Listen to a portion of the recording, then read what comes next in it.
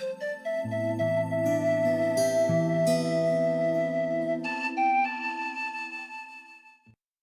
woke up feeling a mild disgust for my partner.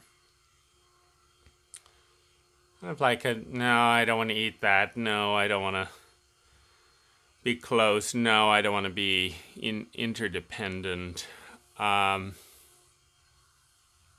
And so this is a map for working with that kind of thing. The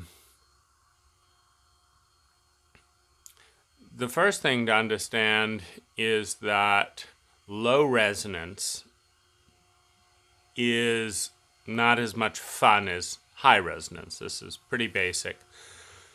But it implies a very important set of facts and variables. The first thing that it implies is that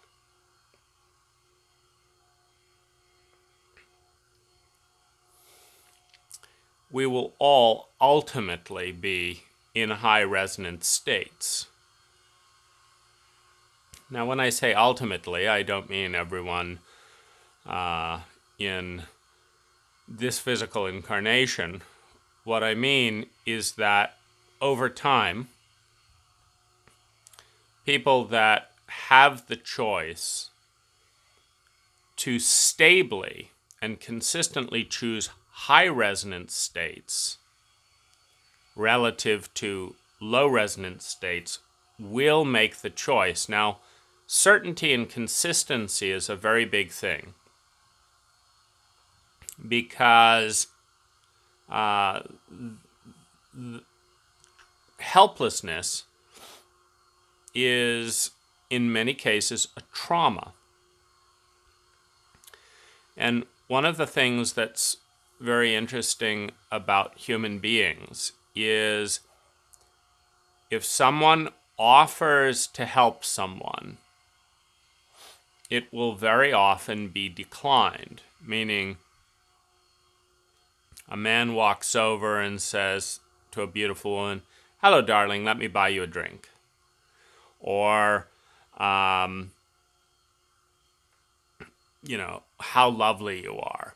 The compliment will be rejected. The drink will be rejected. The gift may be rejected. The listening ear may be rejected if it is perceived that it may be withdrawn later. In other words, if an agenda is present with a gift, then the gift will be withdrawn at the point when the agenda is not met. And so we reject gifts that we cannot consistently sustain. Now, this is a principle in high and low resonance in general, that if we wake up and feel a euphoric joy, but perceive that we have to go to work in order to avoid the trauma of not surviving and being humiliated on the street. So we have to go to work in a capitalistic framework. And we have to encounter a series of bosses and co-workers that we do not trust. We do not trust them to do, or we actually do trust them. We trust them to vent their feelings on us, to blame us for any problems that are present, and to pull down that high state. Now, in other words, we could go into an exuberant state. We could walk into a meeting room and say, "Hey guys, nice to see you, and I'm feeling great today." Now, this will feel great until the moment that we are looked at with mild hostility and irritation in a drenched with cynical chauvinism environment, that's pulled down. It's met with hostility. There's a sense of disgust, etc., thrown at us specifically for whatever it is that breaks the cultural taboo. In this case, perhaps being cheerful. Whatever it is, when we break a taboo like that, and we know it'll be pulled down, most of us prefer the sense of control, the sense of certainty that is not being pulled down over the sense of the unknown, of uncertainty of being pulled down. Now, one of the biggest reasons is helplessness and the shame that in a chauvinistic culture is directed at those who feel helpless. Now, when we see a young woman crying because her boyfriend betrayed her, we do not empathize with that helplessness as a culture. What we do is we demean the woman for not being sadistic, sophisticated, masochistic, shrewd, sociopathic enough to have broken her own innocence, to have held in reserve, and to have not trusted her boyfriend enough in the first place. We say things like, well, of course, that's the way men are. Turn men into sociopaths as a gender. And you're an idiot for trusting men, you idiot. Of course, what, you've believed what he said and da-da-da-da-da, what an idiot. And we actually shame and humiliate the woman because going into that innocence in ourselves, that is regularly hurt, humiliated, broken, and feeling that level of heartbreak, pain, that we're in a culture where people who are naive, where people who are innocent, where people who are spontaneously trusting are the enemy, are viewed as expendable. And this is a cultural phenomena, because there are some cultures where that innocence is protected as something that is a sacred energy within the culture. There are some cultures where the level of maturity that one has, where the level of respect and wisdom one is deemed to possess correlates to the degree to which one is capable of not breaking that trust, of being tender and kind to that level of innocence, to honoring it. Now, when someone is trusting in innocence, this actually involves someone with more experience saying things like, it's not appropriate to trust me in this area. Yeah, it's not appropriate to trust me in this area over here. Let's talk about what this undefined trust is and break it down, because you can trust me to do this, but not to do this. And at an even deeper level of maturity and sophistication in a culture, the culture actually evolves with a goal that that innocence and that trust is not broken, that it is in fact sustained in its wholeness by demonstrating and having in its hierarchy of values. You see, a culture that meets on a conscious and consistent basis Maslow's hierarchy of needs, survival and security. You see, in a culture where it's second nature to help everyone survive,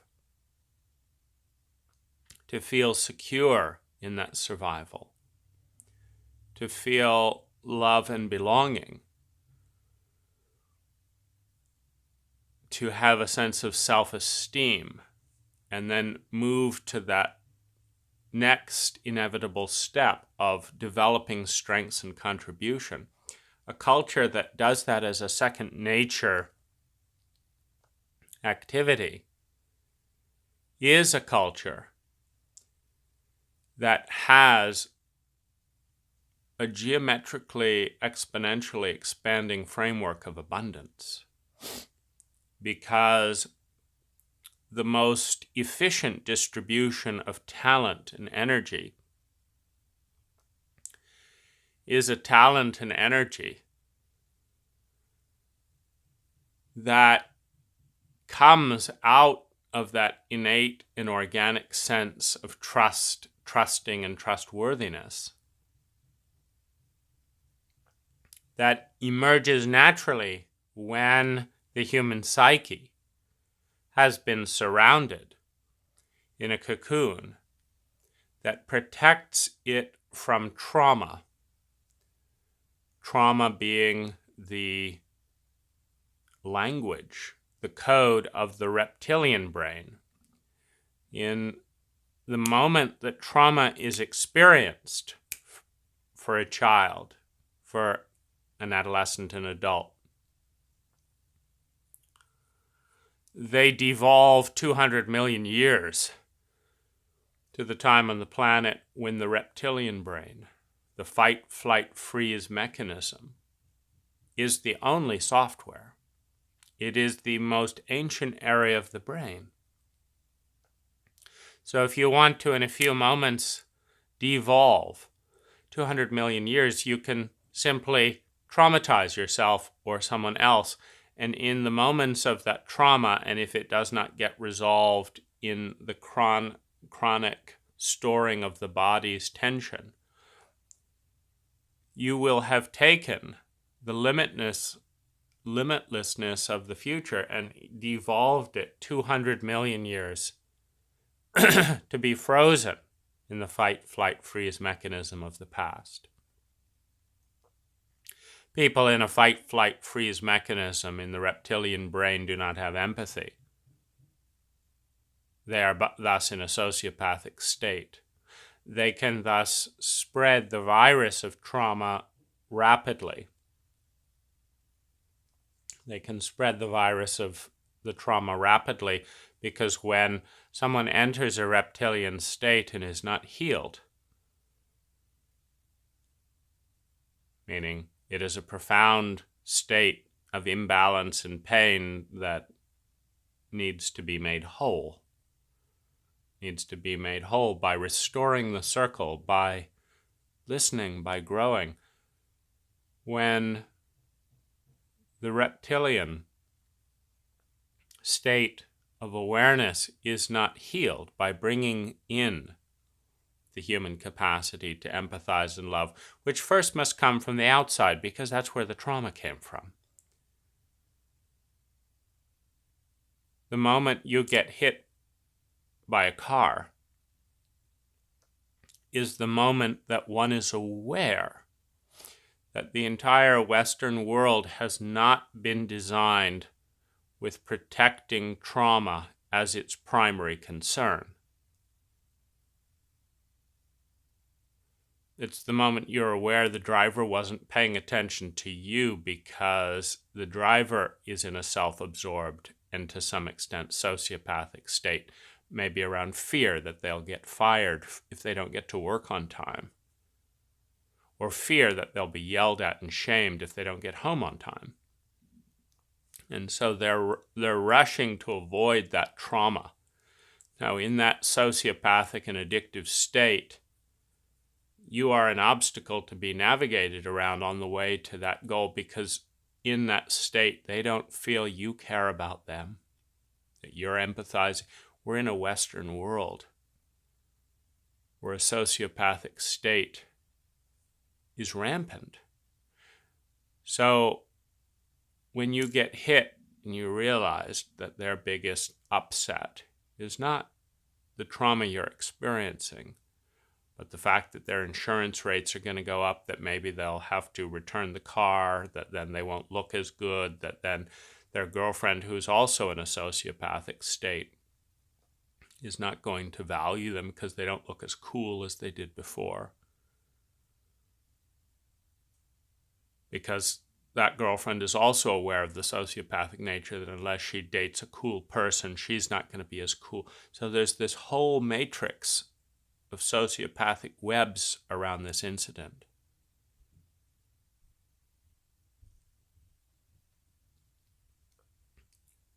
And it hits us that we're actually navigating to a large extent within the reptilian brain, within the fight, flight, freeze mechanism.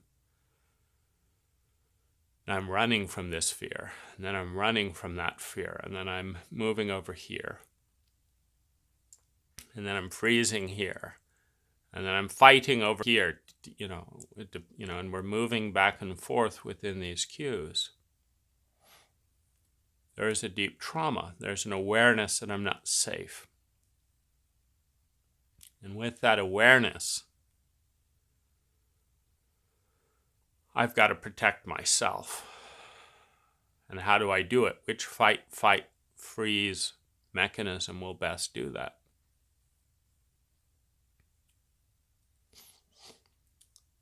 Now, this is very, very, very painful, to be aware that one is not surrounded by human beings. One is surrounded by reptilian beings. The being, the presence, is determined by the primary area of the brain being activated. And the primary area of the brain being activated is determined by the environment.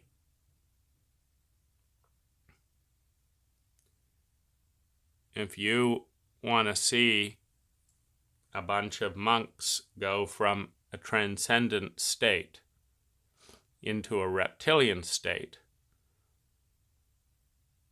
just light fire to the temple,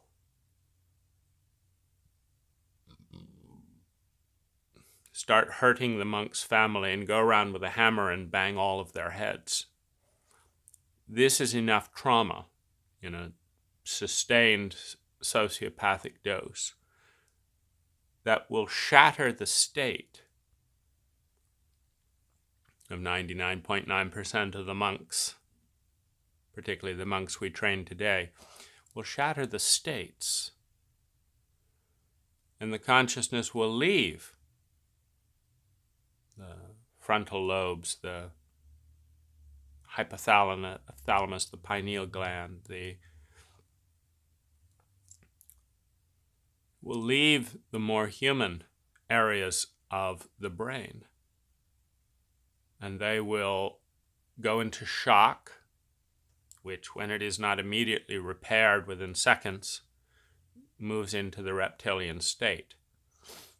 And if their impulse, as many pacifists are, is not to do violence, they will run as their fight, flight, freeze mechanism. They will flight, they will run, or freeze, or look to their teacher. What should we do? And most teachers cannot function with a burning building, hurting of family, and being hit over the head with a hammer at the same time. They just can't do it. Now, a monk will have, maybe 1,000% more capacity to resist that mechanism than the typical person. That's the gift of consciousness, the gift of a monk's training. But if you escalate the trauma 1,000% more than the typical person, the monk's state breaks as well. It is the vulnerability of being a human being. That we all can be broken by another person's behavior and energy. That there's not one among us, the CIA and other, starting with Dr. Mengele in Germany, did extensive experimentation on how to destroy the sense of chosen conscious state. You can use strobe lights. You can use drugs in sequential settings. You can use hypnosis with drugs. You can use violence and torture, whether it's electric shock, pain, and various things, hot and cold. You can dissociate and take someone out of control with time. You can put someone in solitary. You can put someone in darkness. The human psyche is incredibly vulnerable, and what happens with these traumas is first we get regressed back to a young age. And then when that helplessness of the young age is not responded to with love and belonging and protection, which is the need of every infant, then we regress 200 million years and enter the reptilian brain, the fight, flight, freeze reptilian brain that will do its best to keep the body alive in a sociopathic state, in a state of no emotion. And the reptilian brain is focused primarily on survival. When helplessness is not responded to and honored within a culture, the reptilian brain is not far behind. It is the sign of maturity, the sign of intelligence, the sign of humanity, when helplessness is met, empathized with, honored, and attuned to. The attunement is a key part of empathy. You cannot attune to someone without having empathy, is what we're getting at here. And so the fake empathy, the copy, the knockoff of empathy is, oh, I see that you are in pain because of da-da-da, all my judgments about you and da-da-da, and I see that, you didn't do this thing, you idiot, and you didn't do that thing, you stupid person, all these judgments and layers, and yes, I see that, and you need to change, and you can kind of somewhat observe without feeling. But when you attune to another person, when you attune to them, you learn exactly what causes what. You learn your role in it. When you attune to someone, you learn that one individual matters, that you matter, that you can heal the helpless state with your advocacy, with your courage, with your commitment to humanity, because it is a commitment to humanity in a non-personal way. When you help to heal, the sociopathic state in any individual, it is a commitment to humanity, because it is a commitment to move from the reptilian region of the brain to the human region of the brain, from the reptilian and dissociated region of the heart into the human heart. Now, the human heart is an instrument. The human heart is an instrument that reads every single emotion, just like a thermometer reads every temperature. Now, the emotions are not generated by the heart. They are generated by the environment. The thermometer does not generate the temperature. It reads the temperature. The heart reads the temperature of the thoughts, of the body language, of the contextual messages in its environment. And these are an ecology. For example, when a person cuts down a tree because there's a few leaves on their car,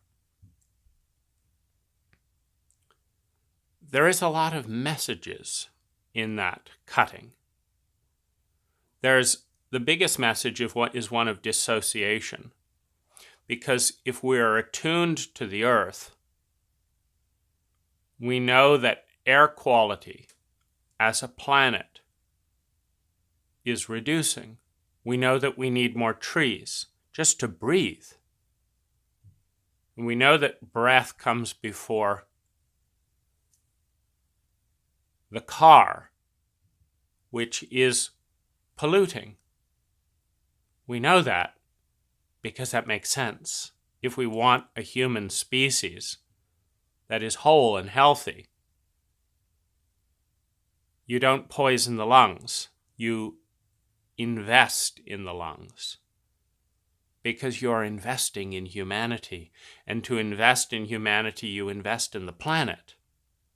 And to invest in the planet, which is our interconnected body, it is part of us.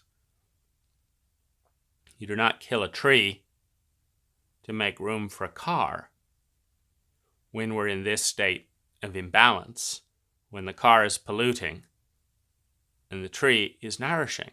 At least you kind of make room for both. There's a sense of balance.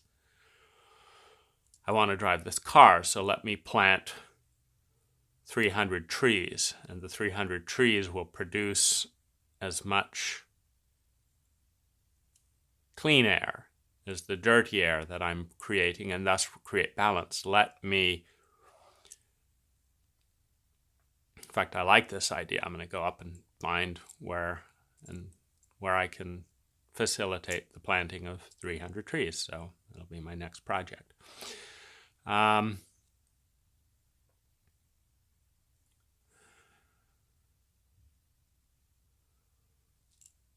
Everything that is happening around us speaks of the matrix of ideas, beliefs, memes, values, traditions within our environment. And those have built into them a level of empathy and responsiveness or a level of hostility. I'm actually getting very excited about this tree planting project. That every human being can be carbon neutral by planting the trees needed to balance their carbon footprint. And not having an efficient way ourselves to, there's not room for 300 trees on my land, but there is a desert that could be reclaimed. There is a grove that needs planting that nobody is planting. And there are people who love to plant trees. And I think it's a wonderful, wonderful service to become to become carbon neutral and plant trees. And there are trees that can bring health and vitality to poor people.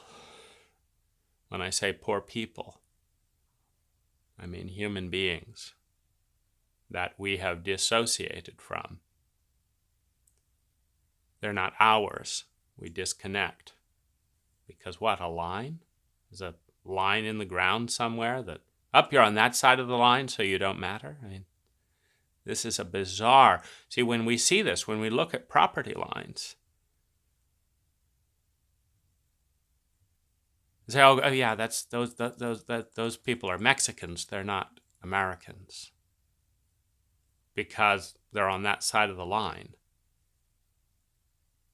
So, oh, well, they can do whatever horrible things, we don't care. It's not our problem.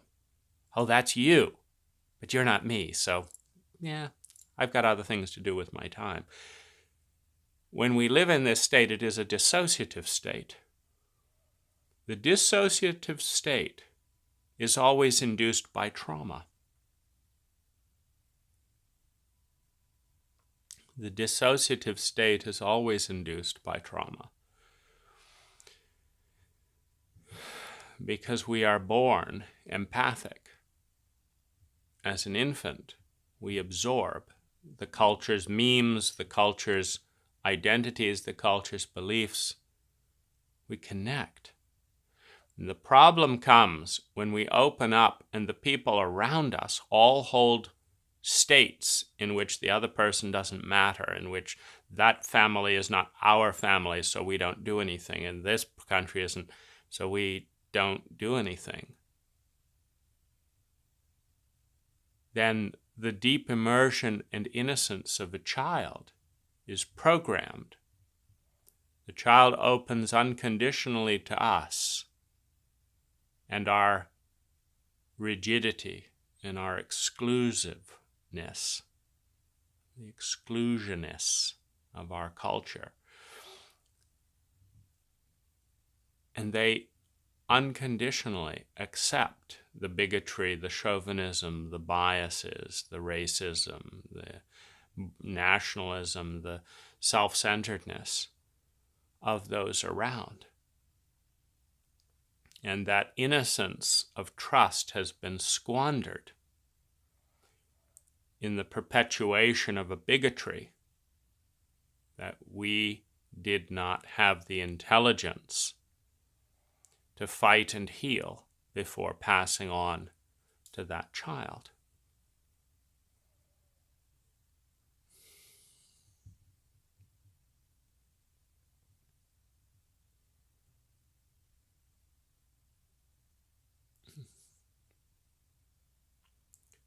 I woke up with this part pushing my sweetheart away.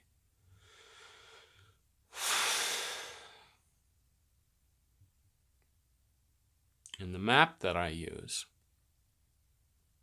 is, first of all, to look, what am I pushing away? And I'm pushing away her innocence, her trust, her sweetness.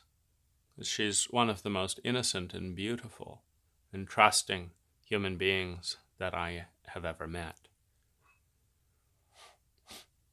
And the next part of the map is the understanding that the way, you see, the world around us, every person around us represents a certain part of our psyche, a certain part of what has been internalized.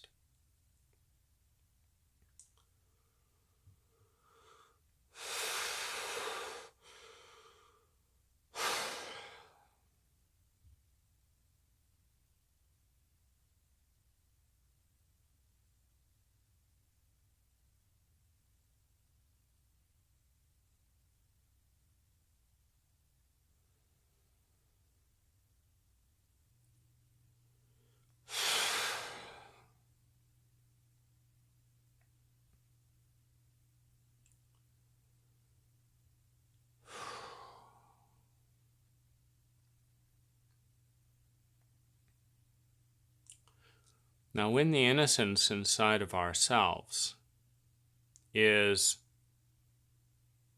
viewed as a threat to the part of ourselves that has learned to defend against the pain of shattered innocence.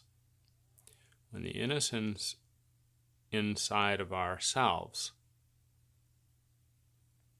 has been shattered into enormous pain that we cannot cope with, what we do is we vacate the human area of the brain, because in a human empathic culture, that level of pain gets immediately responded to. In our culture, it does not get immediately responded to. It gets avoided, shamed, deflected.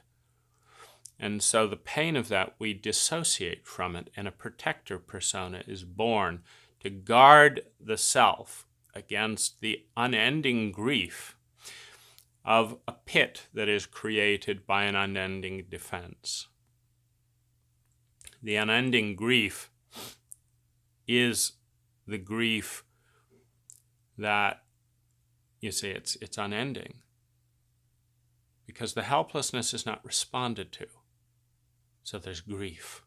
And then the grief is defended against, which means there's more grief. And then that's defended against, which means there's more grief. So there is an endless vortice of deepening grief that is met by the endless vortice of the defense. And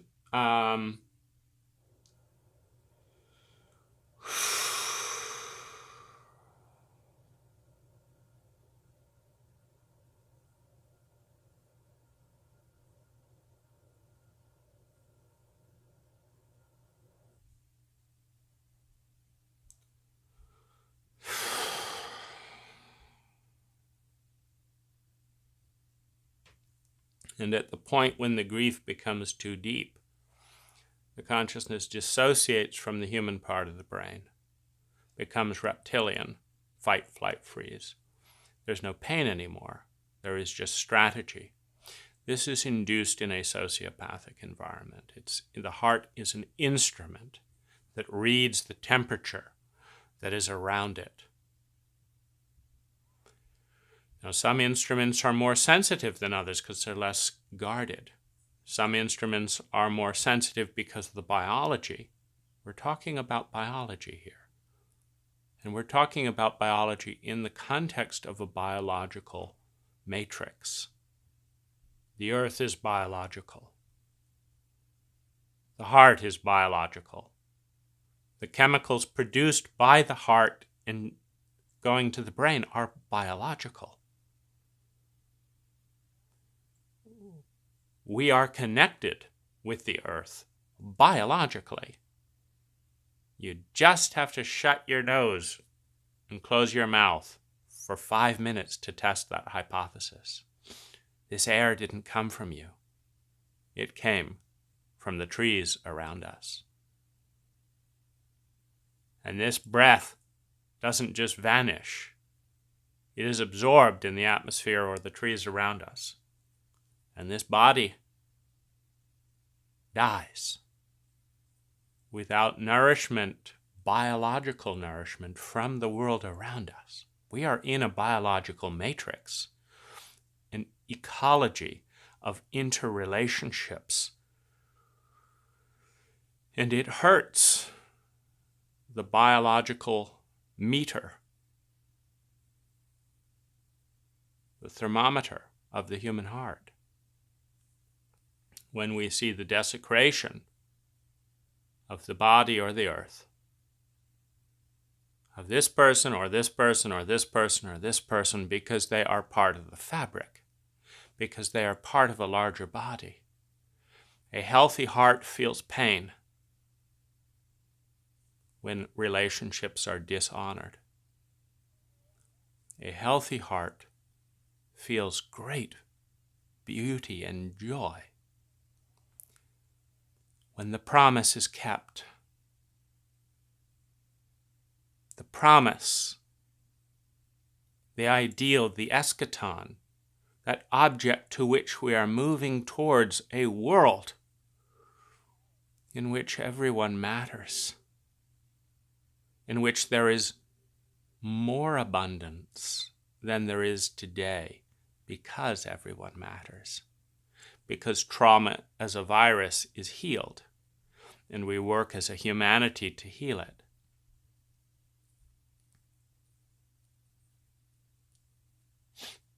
The people we see on TV are real too.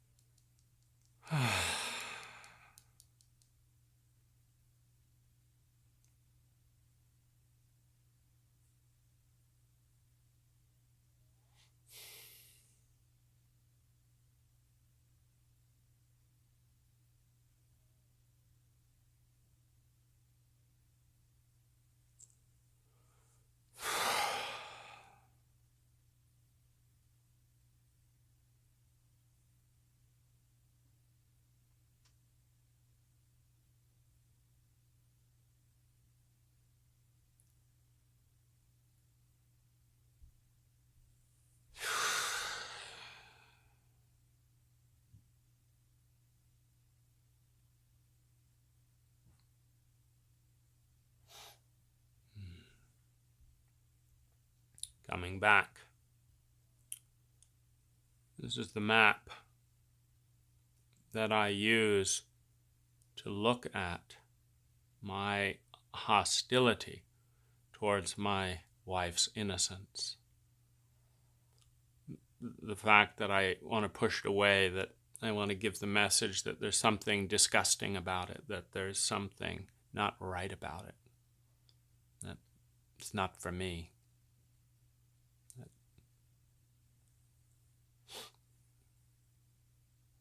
This is one of the deepest wounds in the human condition. This is the wound that most people in the West face when they make love to a magnificent human being or have sex to a high adrenaline body is often the mindset. Great sex, you need lots of chemicals, you need lots of biology, right? You just lay there as two vegetables with a limp dick. You've got to have chemicals, you've got to have biology, and it's like, how do you create that? You can create it through pain and trauma and risk. The chase of a lion and a terrified deer will create the rush of biological chemicals in the reptilian brain. The fight, flight, freeze dynamic can have sex very well because it is a robust area of the brain. There will be some sensation and presence. The problem comes when one of those reptilian beings enters the human state, because the orgasmic release of chemicals often induces endogenous type DMT experiences, the chemicals within the body that create transcendent states. And the problem comes when one person enters into a transcendent state.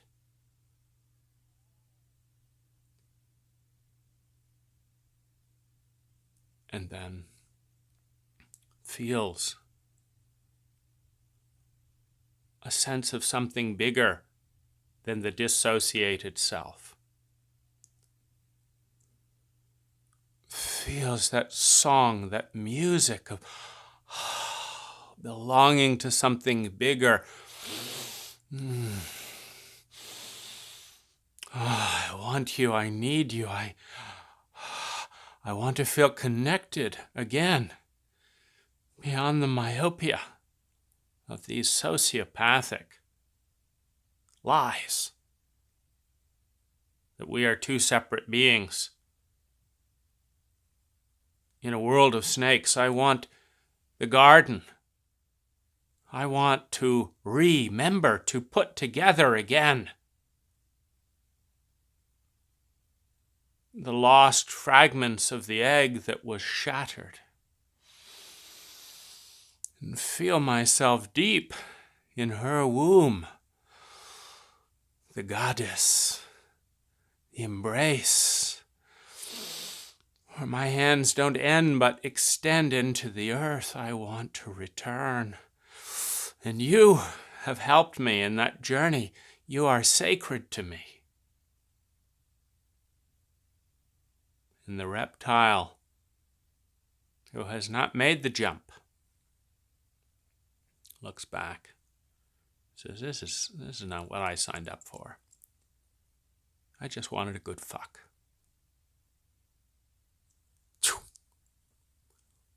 The dishonoring. You see, one of the interesting corollaries with complexity is fragility.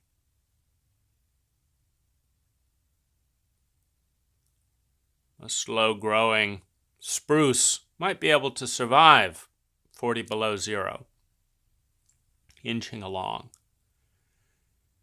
You take a matrix like a rainforest or an orchid.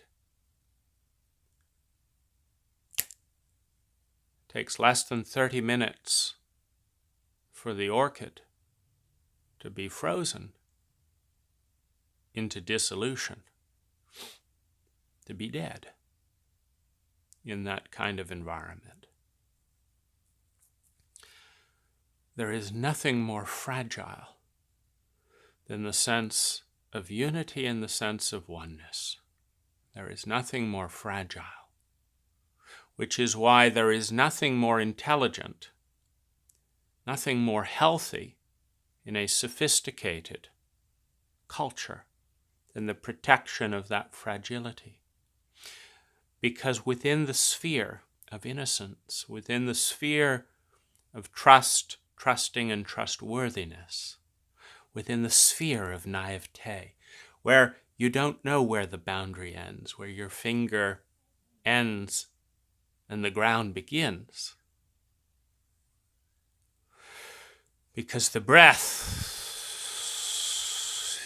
emitting from that soil is oxygenating those fingers. The fingers are planting the trees that create the oxygen. When we don't know where the end is, we don't know where the beginning is. And in that mystery, in that spherical void, the unknown becomes sacred and becomes her domain, rather than the terrified portal into helplessness, trauma, and the sociopathic state of complete isolation, surrounded by morons, driving by, as epitomized in the Chinese video, of the infant child falling into the road, being driven over, being stepped over and over again, with not a single pause, without a single moment to acknowledge the grief that someone connected to us has had their life extinguished through the meaningless act of addiction for a pain we don't even realize. In a culture that does not honor the soul, that does not honor the feminine, that does not honor her body, our presence, the grief and what has been lost to us when we cannot remember when we fall so far out of the garden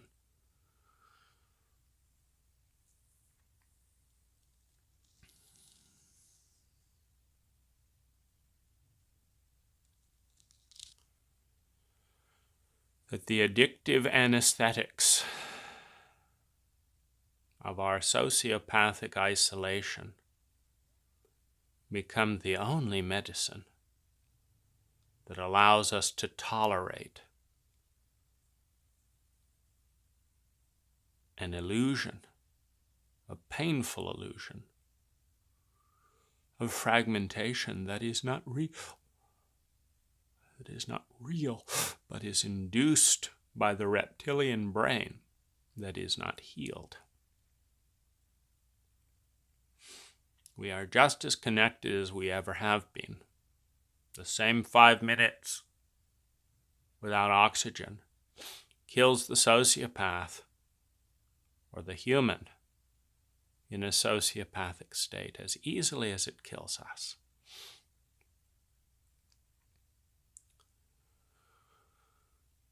So when I looked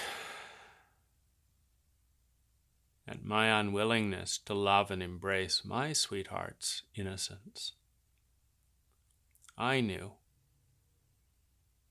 that I had a wound, that I couldn't face the hurt of the betrayed innocence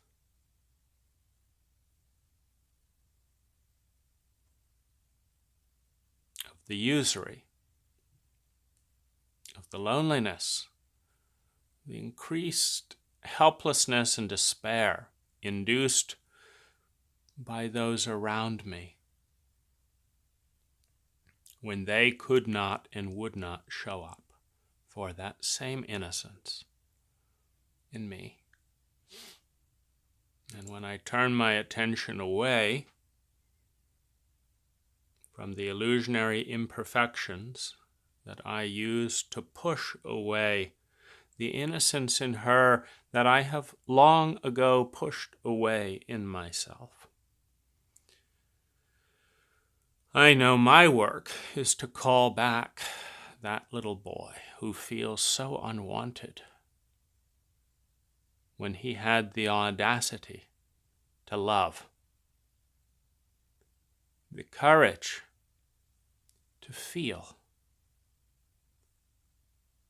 the caring to step towards the pain in my parents that they were so committed to disown,